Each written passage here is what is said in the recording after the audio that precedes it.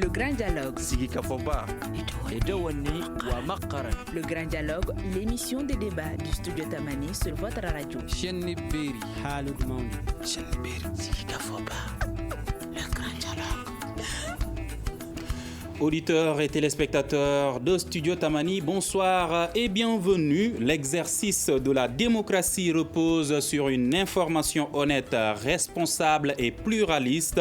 Les valeurs cardinales sur lesquelles se fonde l'exigence démocratique sont le respect scrupuleux des faits et de la vie privée des personnes, le refus de la corruption et de la manipulation des consciences, le souci constant de l'indépendance et de la dignité. C'est écrit dans la charte d'antenne des radios et télévision du Mali, présentée il y a quelques mois par différentes organisations, la Haute Autorité de la Communication, la Maison de la Presse, l'URTEL, la Fondation Twindi et Studio Tamani. Et ce soir, c'est de ce document dont on va parler pour l'expliquer aux responsables des radios, aux responsables des télés, mais également aux auditeurs et téléspectateurs à travers le pays. Nos invités donc sont Maman Hamei Sissé, membre de la Haute Autorité de la Communication, Bandjougou Dante, président de la Maison de la Presse, et Tidjani Togola, directeur exécutif de la Fondation Twindi. Je suis Mohamedou Touré. Bienvenue à toutes et à tous.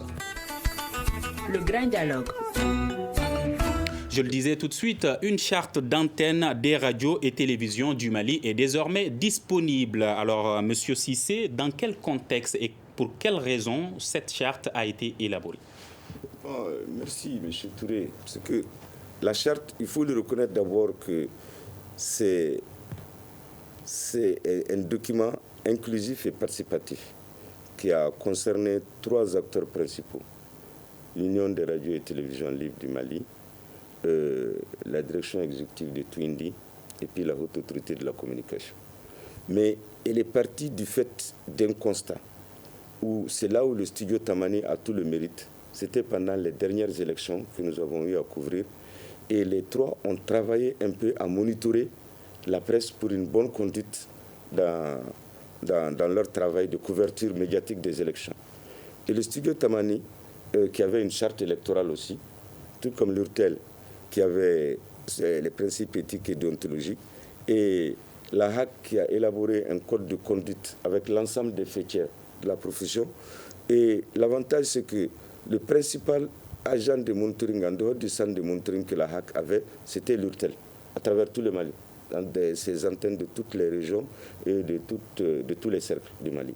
Donc, ce qui nous est remonté à l'analyse, au constat, le studio Tamani a relevé pour nous qu'il y a des manquements, notamment par rapport à la tenue de l'antenne même, déjà, et par rapport à certains principes qui sont mal appréciés par les responsables des radios qui faisaient la couverture.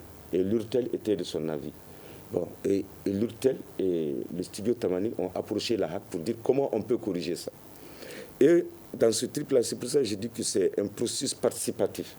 Et depuis que les 2 ont été d'accord, qu'ils ont approché la HAC, on a vu comment organiser un atelier où toutes les faîtières et les principaux acteurs des médias audiovisuels peuvent se retrouver pour voir comment on peut trouver une solution à ça. Et c'est là que Twindi est rentré dans le jeu aussi, pour nous aider à organiser tous ces processus-là. Donc tout ce processus dans l'organisation est beaucoup plus le fait de Twindi. Et pour la matérialité, c'est le mérite du studio Tamani, celui qui a pris en charge l'essentiel des rencontres que nous avons, aussi bien au plan financier et tout. L'URTEL était là pour la mobilisation, et la HAC était là beaucoup plus pour accompagner et donner un peu une caution morale et institutionnelle au principe qu'on était en train de faire. Et c'est pour cette charte d'antenne que nous avons aujourd'hui, dont vous parlez, c'est le résultat d'un processus, j'allais dire, inclusif et participatif. Et ce processus d'inclusion et de participation a eu son premier épilogue en septembre dernier, où on a validé la charte, les principes de la charte. Et après qu'on ait validé tout ça à travers les 13 articles, nous sommes passés le 13 février, qui est la journée de la radio. Encore une fois, Studio Tamani a attiré notre attention que c'est la meilleure occasion de profiter de cette journée de la radio pour lancer ce texte-là qui concerne fondamentalement l'audiovisuel. Donc c'est pour ça que le 13 février, les 3 parties ont signé la charte d'antenne à travers une cérémonie solennelle ici à la Maison de la Presse avec l'URTEL, la HAC et le studio Tamani. Voilà un peu la genèse de ça. Et ce nouveau document de référence, sans être un plus par rapport au code existant déjà, il a été appelé juste pour renforcer le professionnalisme dans la transmission de l'information au niveau des organes audiovisuels, télé et radio. Donc, grosso modo, sur le départ, voilà ce que je peux dire par rapport à la genèse de la charte d'antenne. Peut-être que Togola ou Dante peut me compléter. Justement, à Togola, la question de savoir, est-ce que vous êtes convaincu que cette charte va pouvoir changer quelque chose par rapport à ce qui est dénoncé tout de suite, souligné plutôt par M. Cissé? Merci beaucoup. Moi, je pense vraiment que ça va être... déjà, c'est une innovation en soi, étant donné que les acteurs qui se sont mis ensemble pour pouvoir développer cette charte, et aussi le caractère très inclusif, parce qu'au moment où ça se développait, c'est quand même l'ensemble des patrons de presse, donc les professionnels de presse auxquels va s'appliquer cette charte étaient présents au moment où ça se décidait. Et également, c'est un document qui vient à un très bon moment, c'est-à-dire que les défis liés même à la pratique et au professionnalisme qu'on rencontre aujourd'hui, et notamment dans un moment où aussi le digital fait est très fort dans la communication. Donc cette charte a tout à fait sa place, et nous sommes très très convaincus que ça sera pratique, que ça sera utilisé. Et si on prend par exemple le cas spécifique, le nombre d'organes qui sont membres de l'URTEL, et quand l'URTEL signe, c'est tous ces organes aussi qui sont engagés. Et ce qui était très intéressant, ce n'était pas juste le leadership de l'URTEL qui était présent ce jour-là, il y avait véritablement les membres de l'URTEL qui étaient présents, il y avait même d'autres organes de développement média. Par exemple, Twindy n'est pas un organe de média, mais Twindy est un organe de développement média. Nous, on était là, il y avait d'autres grands acteurs importants sur le sujet qui étaient présents. Donc, ce qui fait que cette charte a énormément de chances d'être appliquée. Alors, cette charte est composée de 13 points et nous allons les développer tout de suite. On va commencer par le premier point qui indique que les radios et télévisions du Mali prennent conscience qu'elles sont un trait d'union pour les Maliens et les Maliennes. Qu'est-ce qui est voulu dire à travers ce point-là, qui est le premier de cette charte, Bandjougou Dante? Merci, Mohamedou. Quand on dit un trait d'union, c'est ce qui constitue l'unité. Le trait d'union marque l'unité. Et cette unité se caractérise effectivement par le vivre ensemble, la stabilité et le respect des valeurs sociales. Alors, si les radios et les télévisions comprennent qu'ils sont un trait d'union, c'est que ces radios et les télévisions doivent concourir au bien-être des populations par la tolérance, par la compréhension mutuelle. Donc, à ce titre, si les radios et les télévisions comprennent que la stabilité du pays, le vivre ensemble, la cohésion sociale dont nous rêvons tant et que nous souhaitons, qu'eux sont un trait d'union, ça veut dire que ce trait d'union ne doit pas disparaître ou que ce trait d'union ne doit pas créer des situations qui peuvent amener les gens à se haïr, les gens à se détester.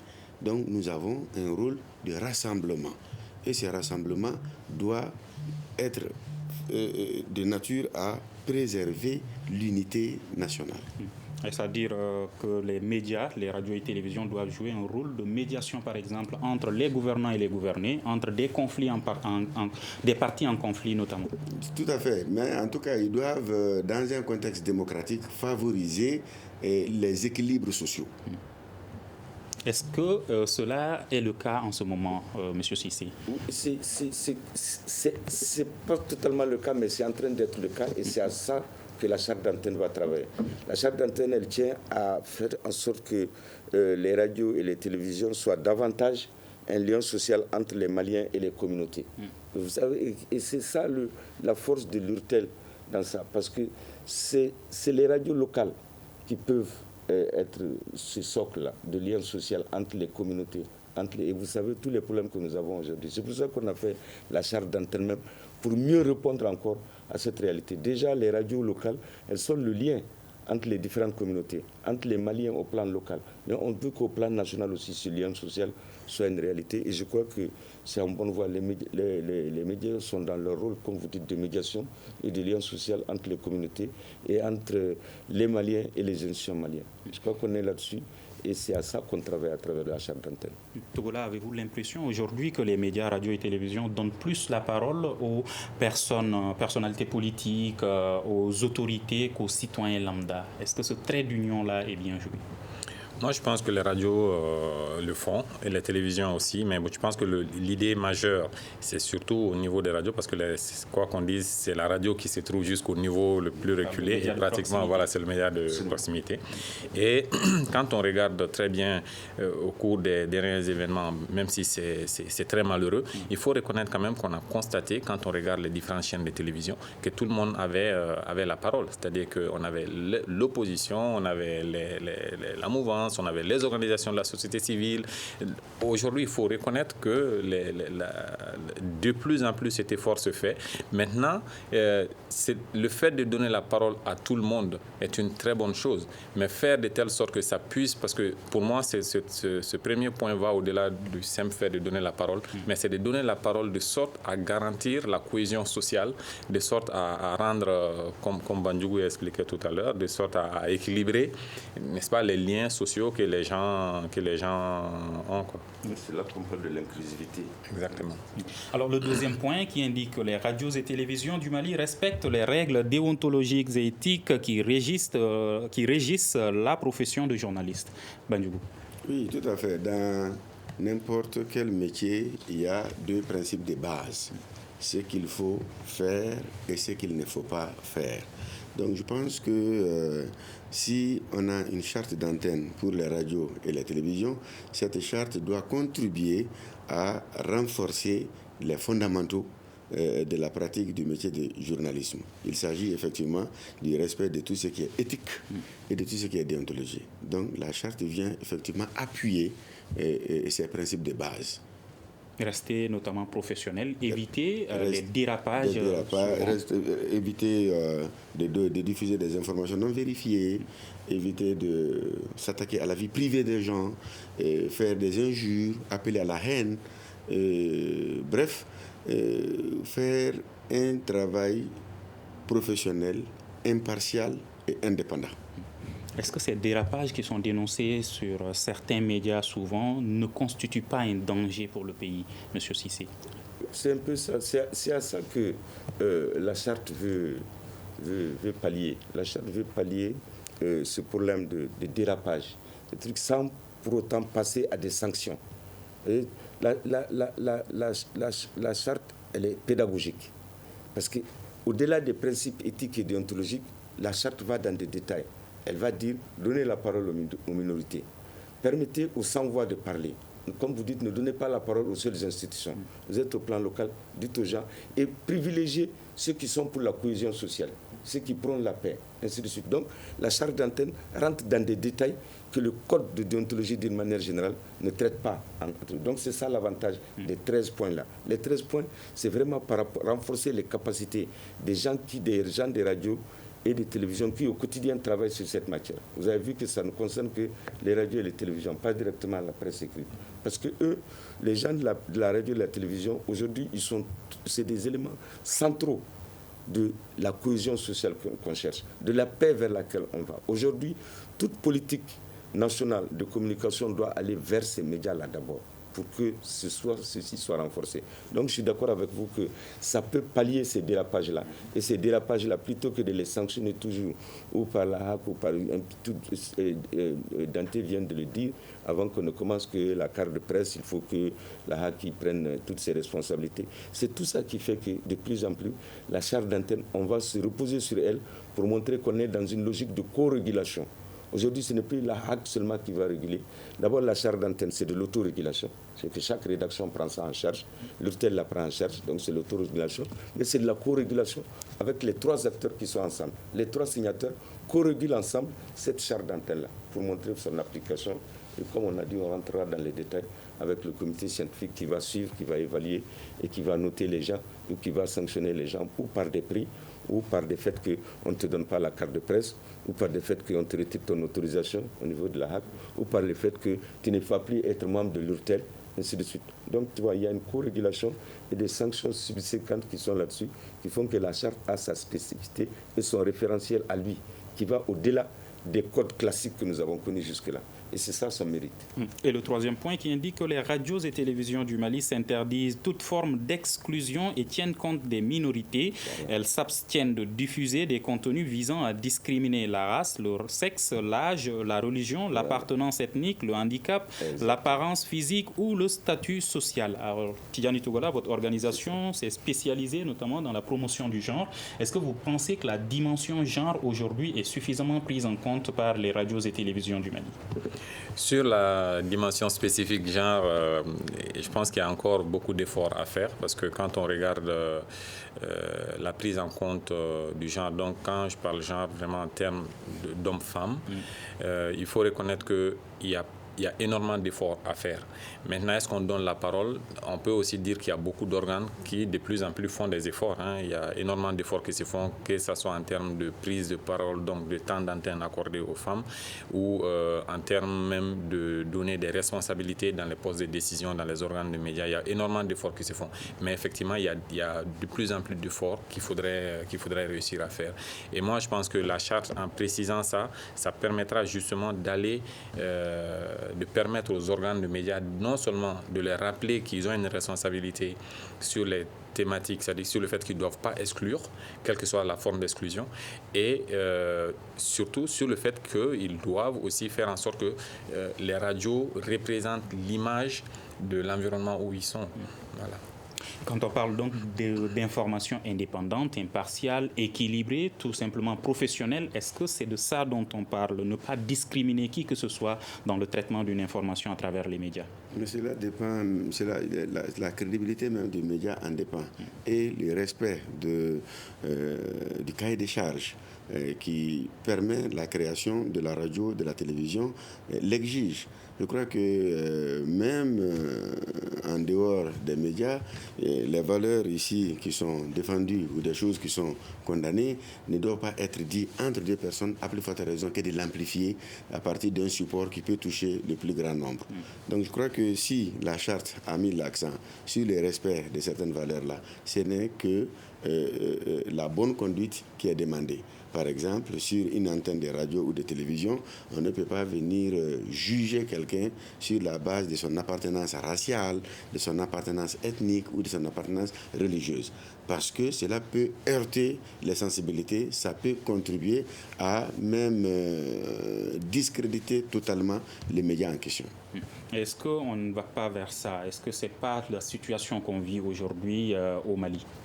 Nous sommes au regret de constater que dans un pays où l'immense majorité n'a pas eu un niveau d'instruction assez élevé, l'on a souvent tendance à aimer et à positiver le négatif. Bon, je crois qu'il y a des contenus qui parfois sont des contenus condamnables, mais malheureusement, on essaye aujourd'hui de mettre en avant ce qui doit être condamné. Donc, je crois que ce qui est important, c'est cette prise de conscience collective que les uns et les autres doivent avoir pour dire que tout ce que nous élaborons comme document, tout ce que nous exigeons de nous et des autres, ne sont pas des valeurs extérieures. C'est des valeurs qui sont déjà ancrées dans nos sociétés. Par exemple, la préservation de la dignité humaine, la préservation de la vie privée des gens. Et je crois qu'on n'a pas attendu à ce que cela soit défendu par des organisations internationales pour les intégrer. Donc, il y a effectivement une question d'éducation qui sous-tend tout ça. Donc, maintenant, si on accepte être un homme de médias, et surtout un média aussi puissant que la radio, qui est la radio de proximité, qui s'adresse directement aux populations et surtout dans leur langue. Et ce qui est dit est compris par tout le monde. Il va de soi que ces principes-là, qui sont des principes essentiels, soient protégés, soient défendus. Et le quatrième point, qui n'est pas totalement différent du troisième, qui indique que les radios et télévisions du Mali font particulièrement attention et évitent dans les contenus des programmes et interventions à l'antenne toute stigmatisation basée sur le genre, l'ethnie, la religion et l'appartenance politique. Alors sur ce troisième et ce quatrième point, ce qui est dénoncé, Monsieur Cissé, généralement, qu'est-ce qui pousse les médias à aller vers cela? Est-ce que c'est le fait de ne pas connaître ce qui régit leur profession quand il s'agit des journalistes, ou est-ce que c'est juste le laisser-aller qui conduit à ces différentes discriminations qui sont dénoncées? Moi, j'allais dire sous le contrôle des autres que c'est les deux. C'est non seulement la tendance à aller vers ça, mais des fois le fait de ne pas connaître les principes qui régissent la profession. Et c'est tout ça qui a été constaté et qui a été à la base du lancement de la charte d'antenne, et dans des conditions plus spécifiques. Parce que dans les codes d'une manière générale, vous voyez qu'on ne rentre pas dans tous ces détails-là. Vous voyez que l'article 3 et l'article 4 sont les mêmes, mais un peu plus détaillés. Donc c'est pour dire seulement que ça insiste sur le fait de penser toujours à l'inclusivité. On ne peut pas aller à une cohésion sociale sans inclusivité.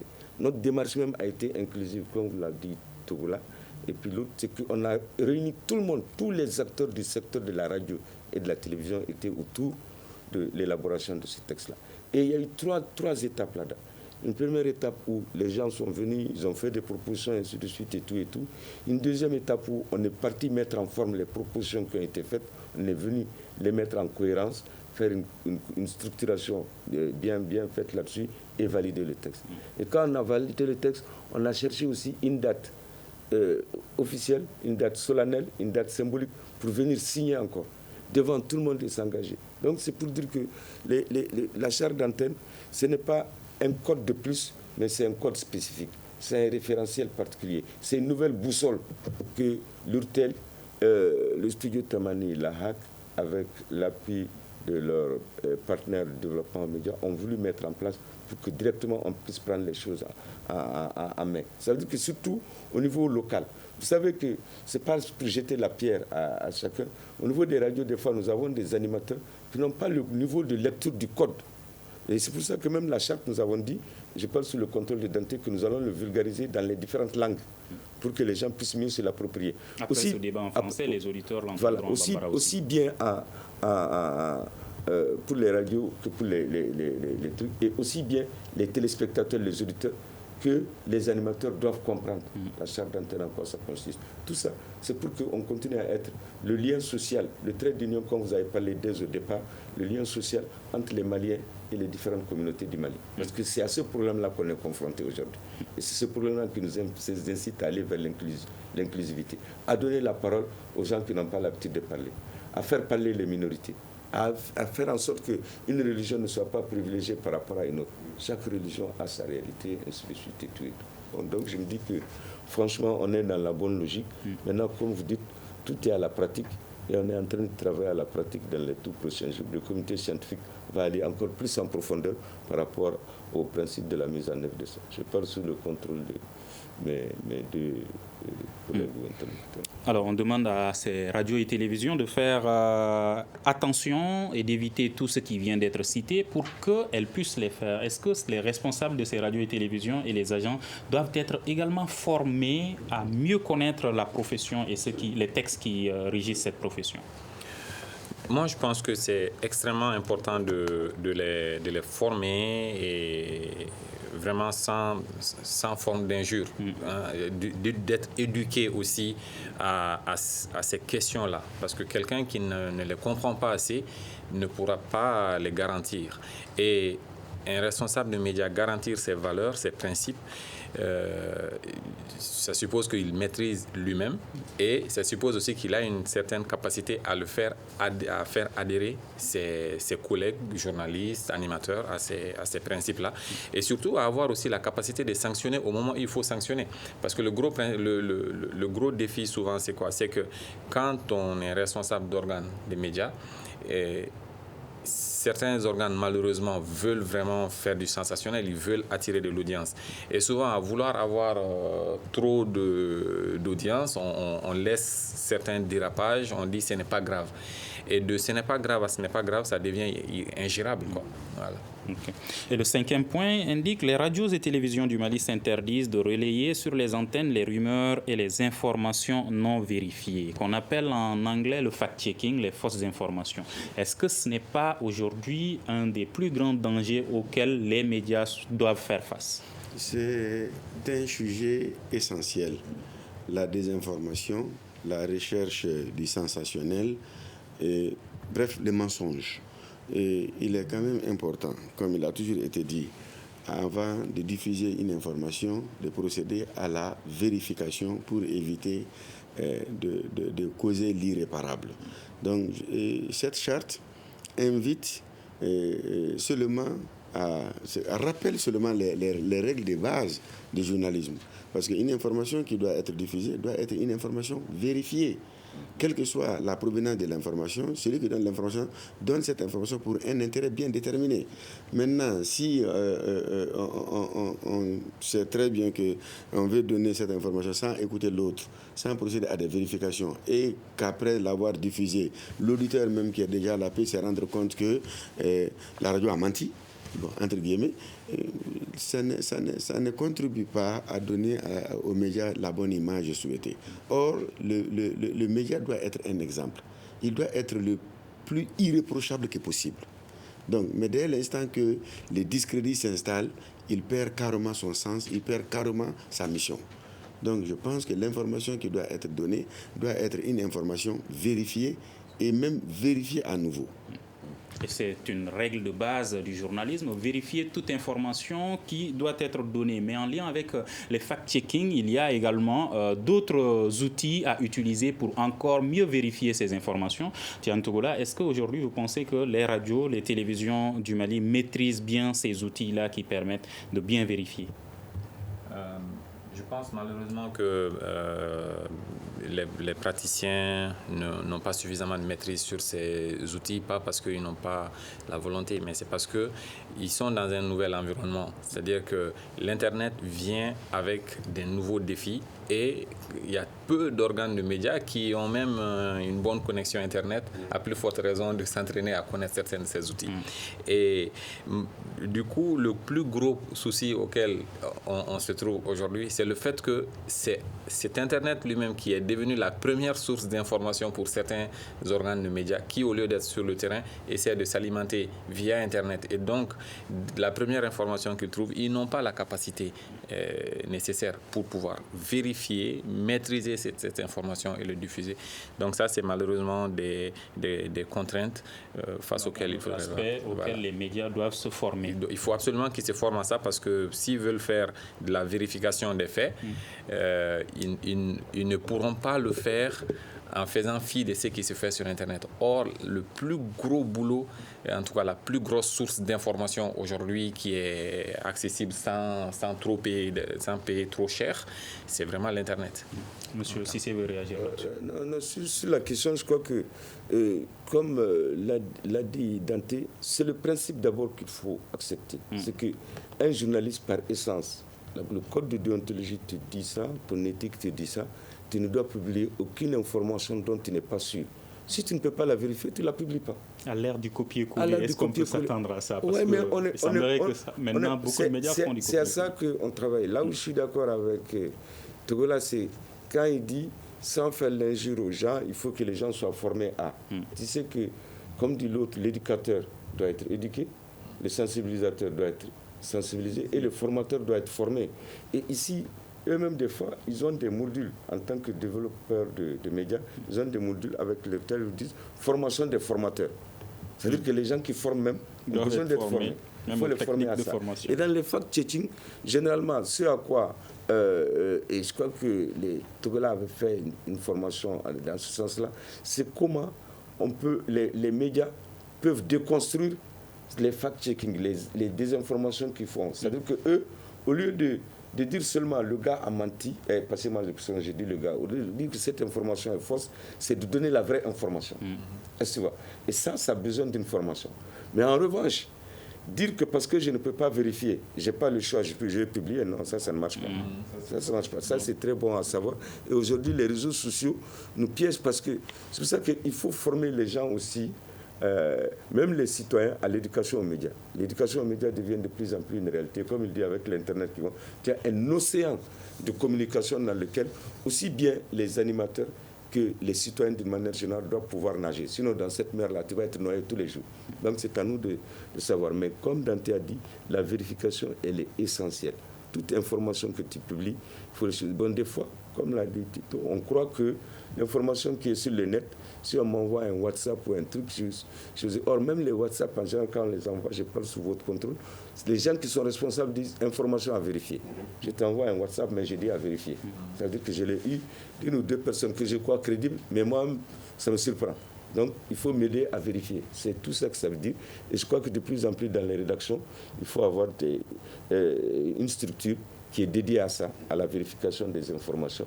Et je continue avec vous, avec le 6e point qui indique que le respect de la vie privée est un principe intangible et doit intégrer la protection particulière des enfants pour les radios et télévisions du Mali. Que veut-on dire? Oui, là, on veut dire, surtout pour les enfants et les jeunes, là, il y a même des dispositions au niveau de la convention, je parle sous le contrôle de Dante, encore une fois, la convention qu'ils signent, ils disent que toutes les émissions, ou même quand c'est des télévisions qu'on rediffuse, s'ils font des émissions qui font atteinte au truc des jeunes, il faut indiquer aux parents que les enfants de moins de 10 ans, les enfants de moins de 12 ans ne peuvent pas faire ces émissions. Maintenant, la vie privée, elle est sacrée.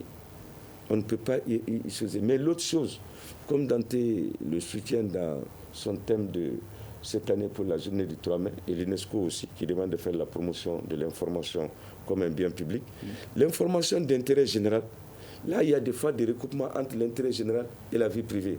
Là aussi, c'est au journaliste de prendre la hauteur.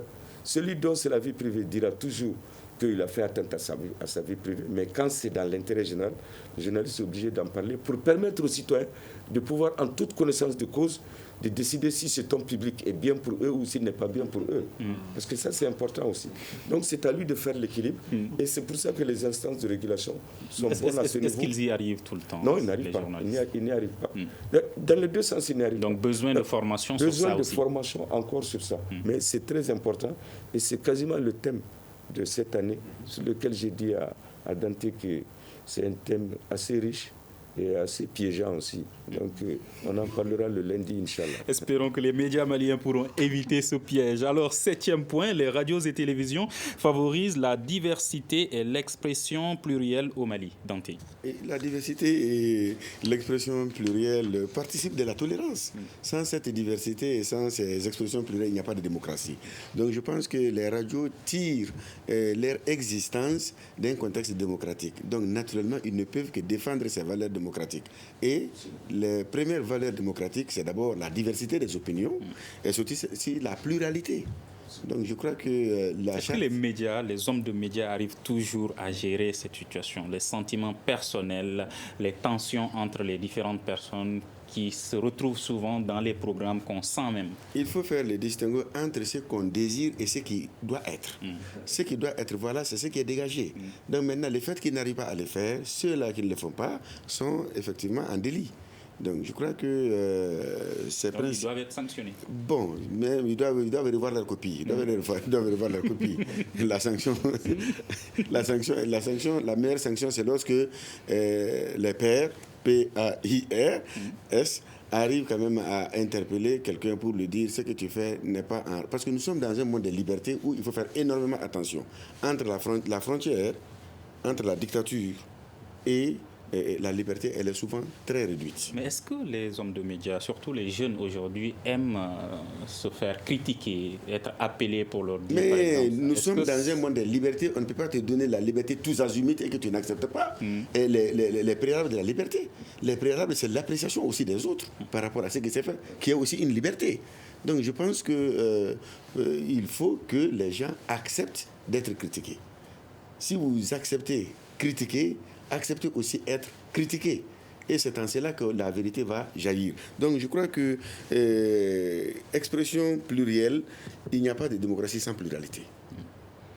Alors, le 8e point, je pense on va sauter là-dessus puisqu'on a déjà échangé sur ce qui consiste en trait d'union pour les Maliens et les Maliennes. Et le 8e point indique tout simplement avec précision que l'agent de la radio ou de la télévision à l'antenne prend conscience qu'il est en trait d'union pour les Maliens et les Maliennes. Alors, le 9e point indique que dans toutes ses interventions au micro, l'agent de la radio ou de la télévision ait conscience qu'il s'adresse à tout le Mali. Tian Togola. C'est très clair. Hein. Quand on est derrière un micro, on a l'impression d'être seul. Mais la vérité est que de l'autre côté de l'antenne, c'est des milliers de personnes qui potentiellement écoutent. Et aujourd'hui, cela est d'autant plus amplifié que les radios émettent aussi sur les réseaux sociaux. Et donc, il faudrait savoir qu'en parlant de cette façon, on s'adresse à tous les Maliens et à toutes les Maliennes et que ces Maliens soient à l'intérieur ou à l'extérieur. Et dans ce sens, il faut véritablement contrôler ses propos. Il faudrait parler de manière vraiment professionnelle comme ça a été tout le temps dit dans la charte. Monsieur Cissé, est-ce que souvent les hommes de radio ne pensent-ils pas être plus intelligents, mieux connaître les choses dont ils parlent que leurs auditeurs? Souvent, dans certaines émissions, est-ce que ce n'est pas l'impression qu'on a? Non, c'est même la vérité. Je parle sous le contrôle du président de l'URTEL, même s'il a beaucoup de casquettes maintenant. Mais c'est la vérité. Ça nous arrive à nous tous. Ce n'est pas les hommes de radio, les hommes de médias d'une manière générale. On croit que c'est nous les grands analystes, c'est nous qui comprenons tout par rapport aux autres et tout. Mais c'est un peu notre profession même qui fait ça.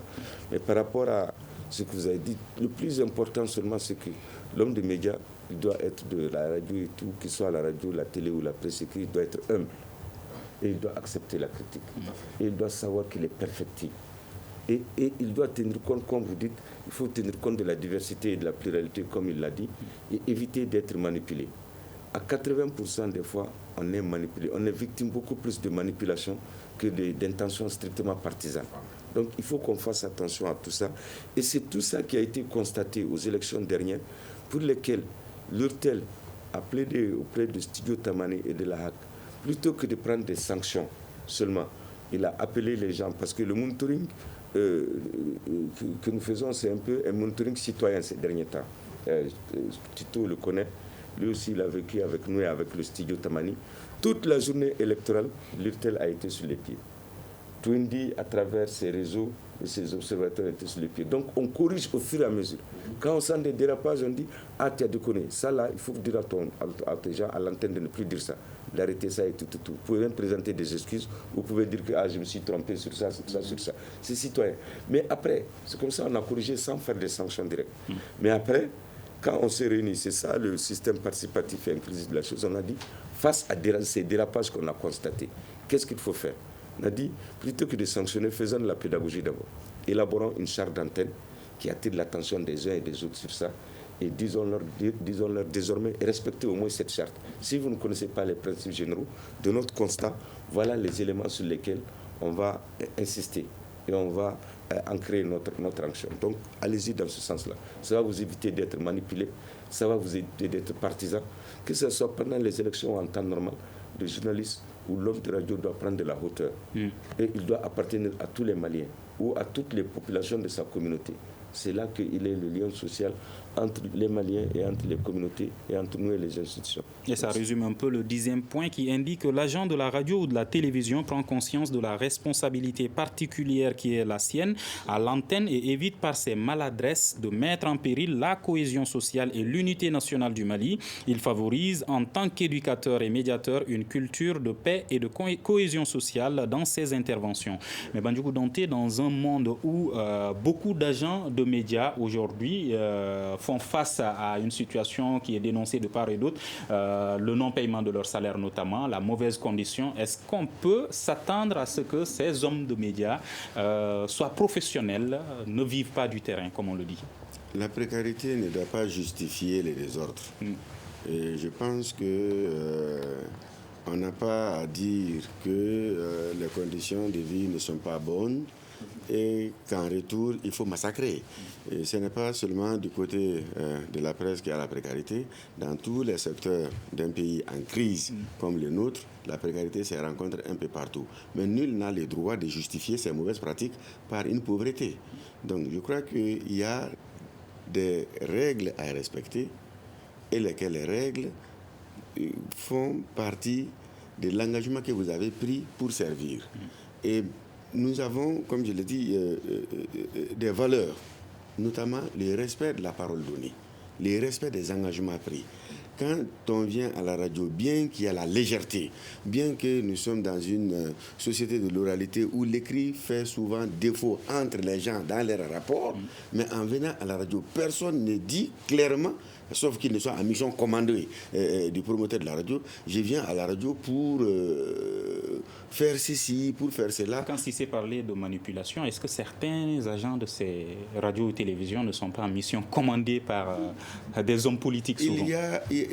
Les manipulateurs peuvent manipuler alors que celui qui est manipulé ne sait même pas qu'il est manipulé. Ça, c'est un des premiers aspects. Et maintenant, ceux qui se mettent en mission commandée relèvent de ce qu'on appelle la malhonnêteté intellectuelle. Parce qu'ils ne rendent pas service à eux-mêmes, ils ne rendent pas service à ceux qui les manipulent, ils ne rendent pas service à leurs médias parce que finalement, ils finiront par discréditer les médias. Est-ce que les responsables des médias doivent être également poussés à mettre leurs agents dans les conditions? Si les responsables des médias doivent penser à l'intérêt de leurs travailleurs, et les travailleurs également doivent penser à l'intérêt de son média, dans la mesure où c'est des relations d'interdépendance qui existent entre les travailleurs et les médias.